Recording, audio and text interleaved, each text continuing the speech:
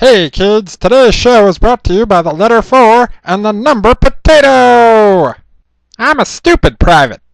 Welcome, comic fan, to my review of My Little Pony issue number 8, the conclusion of the Return of Nightmare Moon arc. The comic begins with the timely arrival of Luna in Ponyville to prepare Equestria for their final stand against the onslaught from the Nightmare and her evil minions. Meanwhile, on the moon, the remaining ponies are still in Lunar Ultramax. Spike, on the other hand, has been designated as the Nightmare's personal stable dragon.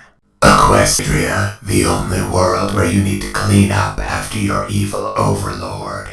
But with more help from those damn chameleon moon slugs, the little guy gives the slip to the dim-witted smoke monsters. Spike then finds his way down to the dungeons, and after passing the Slytherin common room, he finds his friends under the sleepy eye of the least appreciated shadow demon. Hey, Private, a lonely minion that makes you look competent. Now, as you know, Fluttershy has like 100 points in speech. So, faster than you can say Benedict Arnold, Jerome the Smoke Monster is now one of the good guys. Then this is where the comic gets awesome. Back on Equestria, the battle lines are drawn. On one side are Princesses Celestia and Luna, and like every background character and supporting pony ever. On the other side is the Nightmare, and the entire extended family of the Man in Black from Lost. The battle takes a turn for the worst when the Nightmare drops Luna, but just in time the elements of harmony arrive for some emotional support. Then Luna goes all Super Saiyan and wipes the minions out in one shot. Finally, with the power of friendship, the elements of harmony and Luna pop the Nightmare like a zit and free rarity. Issue number 8 is a decent end to the Return of Nightmare Moon arc. It's been an interesting and ambitious journey. I would say the main goal of issues 5 through 8 was to tie up some of the loose plot threads surrounding everyone's favorite princess. If only Luna was always so appreciated,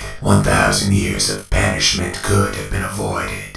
Throughout the arc, Luna goes through a process of confronting her fear and guilt over having become Nightmare Moon, and in the end, with the support of her friends, Luna refuses to let her fears stop her from protecting the ponies of Equestria. The art is another high point about the comic. This is one where you want to look in the background of every panel for cameos by all your favorite ponies. Another thing I thought was really cool were the armor sets sported by both Luna and the Nightmare. But unfortunately, this comic has more than a few small nitpicks. For example, Twilight and the girls have this sort of new harmony superpower. It's not really all that essential to the plot, and doesn't really do anything that the ponies couldn't accomplish on their own. I would also have preferred the final coup de grace against the Nightmare to be delivered by Rarity. We've seen time and again that Rarity is more than just a damsel in distress, so her passive role in the Return of Nightmare Moon arc just doesn't really sit right. But like I said before, this is Luna's story, so I'll give it a pass. And as much as I've praised the art, the panel choices here strike me as being a bit odd. Luna's big Kamehameha wave is just sort of glanced over, and there are a lot of smaller panels in general. I think it's because they had to pack a whole lot of story into just 22 pages, but come on, this is the ultimate showdown here. Of Ultimate Destiny?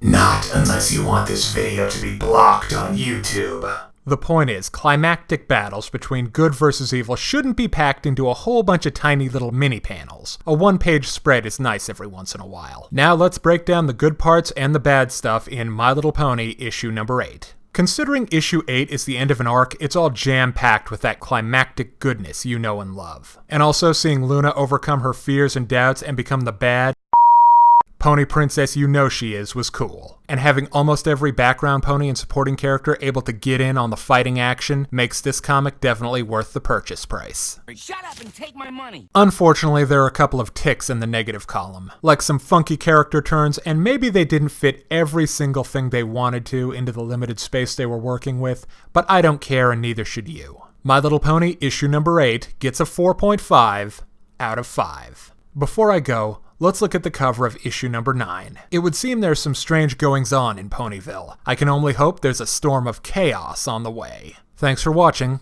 I'm the Stupid Private.